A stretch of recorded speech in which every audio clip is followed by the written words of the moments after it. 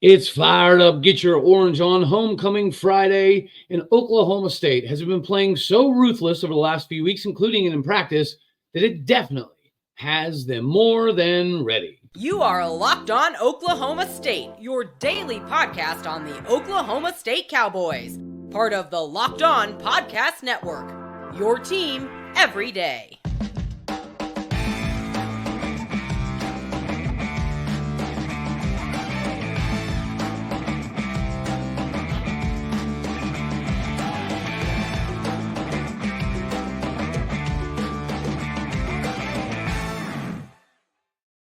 Howdy, y'all, and hello, all. Welcome back to Locked On Oklahoma State, your daily stop for all things Cowboy and Cowgirl related. My name is Cody Stovall. I want to thank you kindly for stopping by to make this your first listen here on Locked On Oklahoma State. We're available on all of your podcasting platforms, visually as well on YouTube. Find me personally on Twitter at AllDayOState. Today, partially brought to you by Game Time. Last minute, doesn't need to be concerned anymore. Download the Game Time app, create an account, and use the code LOCKEDONCollege for $20 off your first purchase.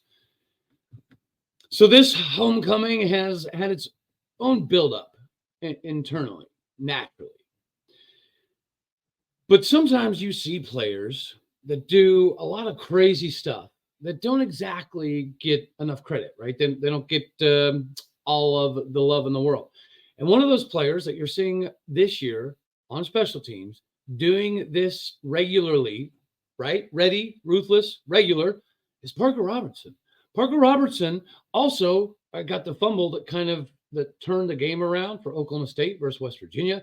He's involved on all of the plays. Guys, you remember some years back, Devin Harper. He was a backup linebacker, but the dude was always showing up on special teams. So you just kind of felt like if he ever got his feet underneath him, he would probably be in a very good position. Parker Robertson is the same. So Parker Robertson is a safety out of the state of Texas, the Dallas area. And I saw an interview with his coach, and he talked about obviously how intelligent Parker Robertson is and being a first-team All-Big 12 academia guy. That makes perfect sense. But he was talking about, Parker would play safety, but he was like the captain of everything. He was the captain of getting everybody squared away and ready to rock and roll on defense. He knew all of the coverages. He diagnosed film so much on the opponents. He knew what the formations were going to equal based off of route concepts and everything. And he was able to pass that off to his guys, which had them at a 10-1 record. And he didn't really get recruited because he was super undersized. Now, 5'10", 180 pounds, 5'11", 180 pounds, isn't exactly setting the world on fire. But when you're 5'9", 5'10", 150, 160 pounds, it's really hard to get looks. And then by the time he kind of started blowing up a little bit his junior year, going into his senior year, he got some Division II stuff, but he knew he was good enough to play at this level. And that's the beauty of Oklahoma State's PWO program. Everybody has a PWO program, right? I get that. But not everybody has PWO programs that produce guys that end up being instrumental to the success on the field. So Parker Robertson also played wide receiver. He led the team with over 500 yards receiving, right? He had over 50 tackles. He had multiple sacks, interceptions, things of that nature in categorically speaking. But the versatility to also play basketball and also run track and then have this ruthless mindset of I'm going to make it. I'm going to get in there. I'm going to make some stuff happen. And you're seeing this dude fly around all over on film, redshirt sophomore. He's going to be able to develop a little bit more, get a little bit bigger. And let's face it, 5'11", 180 now, that's not all that bad for a safety. I mean, granted, yes, you would love your safeties to all be 190, 200 pounds. That would be great and still run 4.40s. But there's film of Parker Robertson just absolutely dusting guys in high school. And this is the state of Texas and the Dallas area against legitimate competition, including Deion Sanders when he was at Trinity. So not only is Parker Robertson part of the special teams unit that PFF has us graded number 3 in America, and we've had a lot of block kicks. Thank you very much, Mike Gundy. We've had a lot more success in setting up some of the blocks on the returns. I mean, we're not killing it by any stretch of the imagination, but we're not letting things get willy-nilly and crazy. And then obviously from the other side of the ball, from the defensive mindset that the special teams has, that fumble really gave Oklahoma State the ability to kind of turn the tide against West Virginia and get Ollie Gordon going. The ruthlessness in which we've been practicing, right? We pride ourselves on the physicality or keeping guys safe, right? Out of harm's way, as opposed to doing full on tackling all day, every day. We've had to pick it up a notch because the first part of the season, first few games, we couldn't tackle to save our daggone lives. And you're not going to get better at tackling by not tackling. So we've been a lot more aggressive, and you're seeing that on the field. But with that physicality, with that ruthlessness, does have some injuries. It's part of the gig, right? So you gotta weigh the options. But clearly, it's better to go full tilt 24/7 and go for broke and play mean, nasty, legal football. The injury thing, it's going to happen. But it's a lot better that we go full tilt and end up having some injuries here and there than having a completely healthy team that can't block anybody nor can't tackle anybody. So it's also a mindset, right? It's also a mentality. You have to have the right mindset to go do this stuff. As Gundy and others have talked about recently, some of the guys like Xavier Benson, like Parker Robertson, Nick Martin, Justin Wright, they've all sold their bodies out for the betterment of the play. And Xavier Benson is the biggest cog in that machine. But what makes people like Dylan Smith and Parker Robertson crucial to Oklahoma State is because they provide the depth and the scout team necessary to get everybody prepared. You sometimes can be right on the fringe of being able to start, but you can be such a bad mamma jamma on scout team that you actually get your teammates more prepared than most everybody else. Oklahoma State has that. Once again, this is not a talent gap. This is not a deficiency. This is just a mental makeup. And we decided as a team that we were just going to say, screw it. And we were going to go hard in the daggone paint. So, a couple injuries, not fun. But the ruthlessness that has allowed us to kind of jump to a new level, stopping the run and running the ball, it has us ready. If we can continue this trend of being ruthless and then having to rely on some of the backups that you don't want to, but sometimes you just have to. The next guy up mentality. It's got to mean something. Speaking of meaning something, ladies and gentlemen, I do have to remind you today that, bars are cool. Hangovers are not. Athletic Brewing Company is the only thing around that gives you full flavored style beers without all the craziness, without all the hangovers. You could go to tackling practice. You could be at tackling practice. You could be the guy that does the tackling. At the end of the day, it doesn't really matter because Athletic Brewing is the non-alcoholic beer that actually tastes good. And it's ironically good for you. So make sure that you go get in the game because it's the right fit for all times. Go to athleticbrewing.com. Use the code LOCKEDON for 15% off your first order. Again, that is athleticbrewing.com. Make sure you go there now. Get that 10% off your Athletic Brewing. Whether you're hungover or not, you're going to need tickets. You're going to need tickets to homecoming. You're going to need tickets to Bedlam, which are not easy to come by. But Game Time is the app that you need to get with right now. You shouldn't have to worry about buying tickets, right? They have easy to find tickets for sports, comedy, theater, all that fun stuff near you. They got killer last minute deals, all in prices. You get to view your seat and best price guaranteed. It takes the guesswork out of buying tickets, y'all. You can see the view before you buy it. And then it takes 2 seconds. Bada boom, bada bing, bada bang, you're done. They have deals literally right up to the start of the event, even an hour after the event started. Download the Game Time app today, create an account, and use the code LOCKEDONCOLLEGE for $20 off your first purchase. Terms apply. Again, create that account and redeem the code LOCKEDONCollege, LOCKEDONCOLLEGE for $20 off. Download Game Time today. Last minute tickets, lowest prices, guaranteed. Getting the W against Cincinnati is not guaranteed. But as we had already discussed, the defensive line is a problem.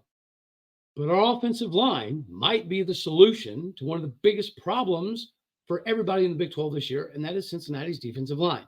The back end is susceptible. So, to me, number one key is get the aerial assault started. It's going to be pretty cold. It's going to be pretty miserable. They're going to be putting 7-8 men in the box here and there to try to stop the run. Our offensive linemen are going to try to prove a point, right, and just take them behind the woodshed. But there is gaps in the secondary, and it's the same thing when other people look at Oklahoma State, right? The common consensus has got to be hard to run on, pretty easy to pass on. This is the same thing. This is the same thing that we're looking at. Cincinnati's pass defense, their back end of the secondary is not that good. Guys, Parker Robertson would start at Cincinnati. I'm not throwing shade. I'm just saying that Cincinnati has some dudes. We talked about the All-American, All-Conference type guys yesterday that you've got to shut down.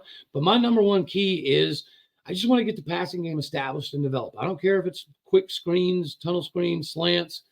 Just get it rocking and rolling, because you got to do that to kind of soften up the belly of the inside so we can, in fact, run the ball. And now, don't get me wrong. If we end up running the ball in their face with 8 in the box, then this is a legitimate Big 12 title conversation that we need to start having, right? If we control this defensive line like it's nobody's business, then nobody's going to be able to compete with that.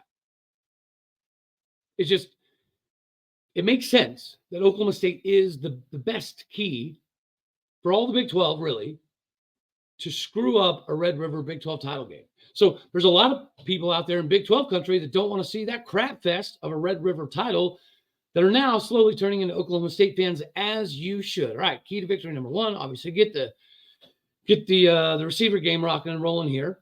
Number two, for me, it's got to be tackles for loss. It's got to be things that we do in the backfield, because Emory Jones is mobile. Corey Kiner is a pretty daggone good running back. They've got a fairly veteran-led offensive line that is pretty decent, especially, again, at the outside zone blocking scheme. They've been talking about recently that they haven't perfected it, but they do feel like they actually get it now. It makes sense. They know where to cut back. They know what to look for, and they're seeing some of the same stuff in practice. So it leads me to believe that if we can be equally as ruthless as we have been the last few weeks, and we can create absolute havoc in the backfield, that's monumental.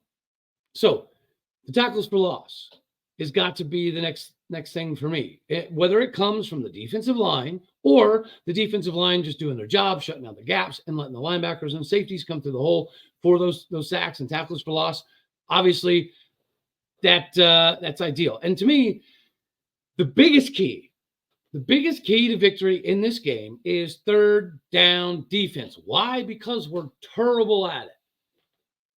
Fourth down defense, pretty great.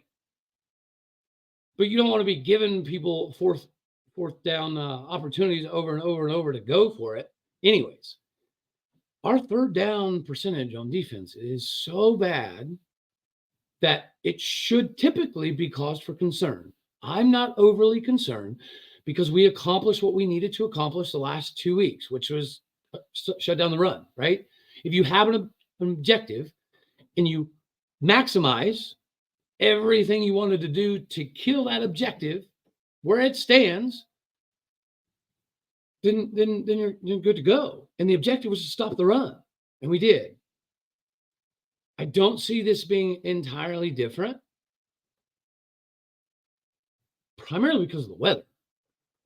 And Emory Jones is a pretty good athlete. He's a pretty good football player, but he's not the greatest, quote unquote, quarterback in the world. He's not going to be standing back there dropping dimes. He will buy time. And everybody knows in a scramble drill, the wide receiver always has the advantage because, one, he's not running a route anymore, right? So the cornerbacks anticipating different route concepts based off of your formation and what you've been running and what they studied on film. It makes it a little bit more of a difficult situation whenever you put all that together. But this third down defense, guys, we got to be better. We're great on first down. We're great on fourth down. Third down is an Achilles heel, right? So if we do those things, wide receivers get involved early and often, and we're about to get to why that's going to be pretty important. Get some tackles for loss. We got to create some havoc in the backfield. If Emory Jones is going to beat us, we need to make sure that it's insanely difficult on him to do so. Same with Corey Kiner. And then third down defense. That's one of the biggest things that I think we all should pay attention to, is because if you keep giving people all this leverage on third down, it expands their playbook. It gives them more options. And it also gives them more ability to give you some extra eye candy to try to set plays up for later. So I have a hard time understanding, and maybe somebody out here can help me fire away on this one, how our third down defense is as inept as it appears. Because we've heard it from several other Big 12 coaches already this season. We likely have the most athletic back seven in the Big 12, including OU, including Texas. But how are they so good in big moments, but they struggle so much on third down? I know that's an emphasis. I know it has been for a little while. The veteran leadership of guys like Xavier Benson are going to be absolutely instrumental into whatever we're looking at on third down and getting it diagnosed and fixed live in real time. This is Xavier's gig, right? And he's been very, very good at it on every down but third. Maybe it's just a miscommunication thing. Maybe it's a lack of containment type of scenario. Whatever it is, got to get it fixed. We cannot continue this third down atrocity because everything else is actually looking pretty decent. We just get bogged down in what that looks like instead of all of the good. So before we jump into the wide receiver scenario, I think another thing we'd be remiss to not at least kind of talk about is Jaden Nixon. All he's playing so phenomenal. I understand him not getting a crud ton of carries, but maybe in the receiving game, maybe that's part of the receiving game that we get kind of started off with, whether it be wheel route or we just kind of leak him out by design. I mean, the West Virginia game, Alan Bowman was taking the underneath stuff a lot, and a decent amount of it was to Ollie Gordon. I really don't think that the game plan was just give it to Ollie Gordon almost every time you have the ball, but they were given that zone available, and Ollie Gordon was obviously making people miss once he got the ball. He was making them pay for their mistakes in coverage. I would love to see Jaden Nixon get a little bit more in this one, whether it be out of the backfield, return game, wide receiver, don't care. He's just too good not to be doing more, right? I think we could probably all agree with that. Another thing we could probably all agree with is it's fun to make money, right? Prize Picks is the coolest, funnest way right now to mess with any type of fantasy daily sports, point blank period. You don't have to do all the over stuff with your traditional betting. You just pick 2 to 6 players, more than or less than their projection of stats, and you win, right? It's the most fun you could physically possibly have because you get to follow the players instead of just look at all the statistical side of things. It's super simple to play. You can make picks and submit an entry in less than 60 seconds. They got quick withdrawals, an easy gameplay with a normal selection of players and stats that are going to help you guide yourself into this #1 daily fantasy sports app, which is Prize Picks. You know the drill. You combine some O-State players in college, some O-State players in the NFL, bada boom, bada bing. You mix and match, grab 2 of them, grab 4 of them, grab 6 of them. You can grab them from different sports too. If you wanted to throw Christian Encarnacion Strand in there somewhere, you could probably do that. PrizePicks has a reboot policy for your entries. And even if your players get injured, NFL games or top 25 matchups, if they have the ability to be rebooted, PrizePicks is the only daily fantasy sports platform that can even do that. So go to prizepicks.com/lockedoncollege. Use that code lockedoncollege for a first deposit match up to $100. Once again, you got to do the prizepicks.com/lockedoncollege. To be the best, you got to beat the best. To beat the best, you got to have the dollar bills to do it. So go get your dollars on, ladies and gentlemen. All right. So before we close up shop here, I do want to talk about why I do think this is going to be a big day for wide receivers, and it's not necessarily from a production standpoint. Today, we're talking about the fact that this is one of those games that, yes, we do have some injuries, especially at that position. So we're going to be relying on some guys that we haven't had to be relying on all year. But these dudes have been getting better, right? The dudes who haven't necessarily been playing, the wide receiver room is pretty loaded. But the biggest thing to me, it's not about the catches or the red zone. I want to see all that for sure. But it's the same thing if you look at Josiah Johnson. Beginning of the year, the dude couldn't block to save his life. Now, he's actually getting pretty doggone good at it. I mean, who knew that Jason McIndoe could teach somebody how to block? Yes, I'm being sarcastic. We all knew that. But these wide receivers on the outside, for Ollie Gordon to have some big chunk plays, they've got to lock dudes down. So the guys that have been working in the background are likely the ones that are physically even more so ready to take on this challenge. Doesn't matter if you get catches, guys. Just dominate. Dominate somebody every play. Be dominant. Be ruthless. And make sure you're ready. I know most of you are. I'm excited to see how this thing kind of takes shape.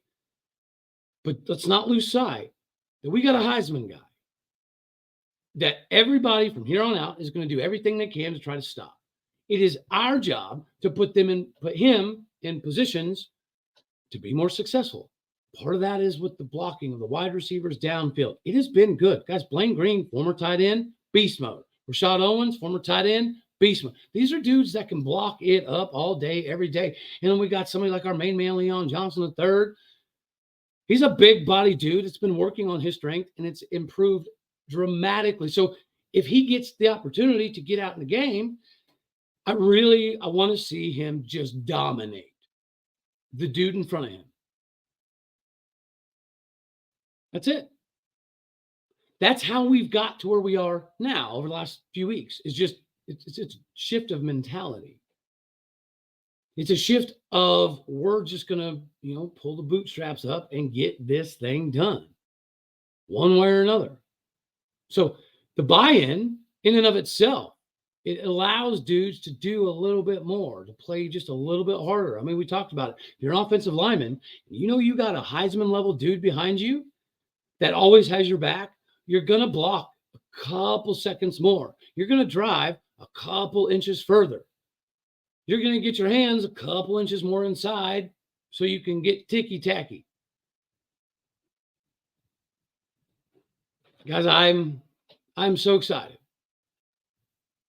Because if you look at somebody like a Parker Robertson, it gives you hope that the body by glass system is still the best in the country. We should see that on display tomorrow because they're going to have to. The injury bug has started to kind of bite us a little bit. Nothing super, super major, I would say, as far as numerically is concerned, but it is what it is. So now it's up to the other dudes. And with the homecoming, with the environment, it sets us up. It sets us up pretty daggone good. All right, so let's go over the picks real quick before we skedaddle on out of here. Let's see. OUKU. I really don't know. My gut says go KU. Yeah. Yep.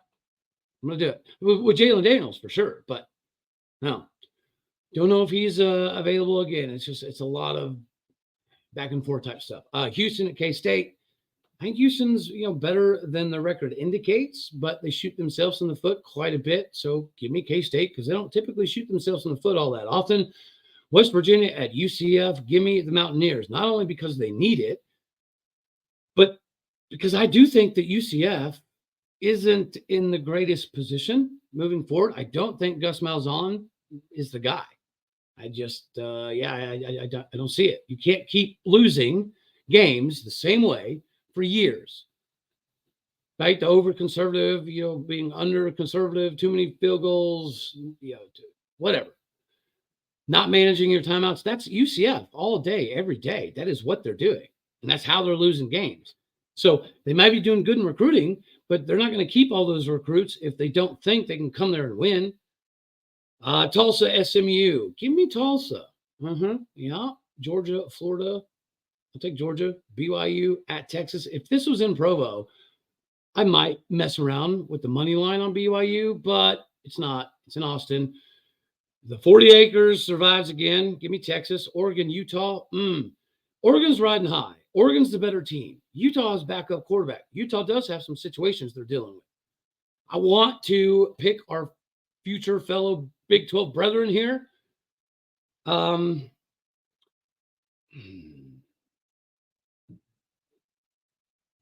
Yeah, I'll play it safe. Give me Oregon. Very reluctantly, obviously. Duke at Louisville. I don't know if I'm a firm believer in Louisville yet. Well, I guess I'm about to find out. But until then, I don't know if that Duke quarterback's healthy. Give me the Dukies anyways. Iowa State at Baylor. Let's go Cyclones. You got this, baby. Do your thing. What else we got? Washington, Stanford. That's not a game. Washington, Air Force, Colorado State. That might be actually a pretty decent game, but give me Air Force. Let's stay undefeated up around these parts here. Oh, wait, I'm in Stillwater. Up in the old parts. Tennessee at Kentucky. I think Tennessee's in a mood where they're looking to rebound. So I guess I'll take Tennessee there. Colorado, UCLA. Give me Colorado, baby. Washington State, Arizona State, Washington State. Oregon State at Arizona. Ooh, that's a good one. Arizona's pretty good. And it's in Arizona. It's in Tucson. It's in Tucson, Arizona. You know what? I love me some upsets. I'm going to do it. I'm going to take Arizona. I think that's all we've got for this one right here, ladies and gentlemen. So happy to be here in Stillwater, at home, in God's country, with this beautiful campus. All right, y'all. I reckon that's all I have for this one. I'm going to go get on campus and, take a gander at everything here before the walk around and the parade and everything tomorrow. All right, y'all. You know I love you. God bless. Go Pokes. And until tomorrow, thank you for tuning in to make this your first listen here on Locked On Oklahoma State. You could be anywhere, so happy you choose to be here. Hit the like, comment, share, subscribe, and go leave a review. All right, y'all. Later, Tater.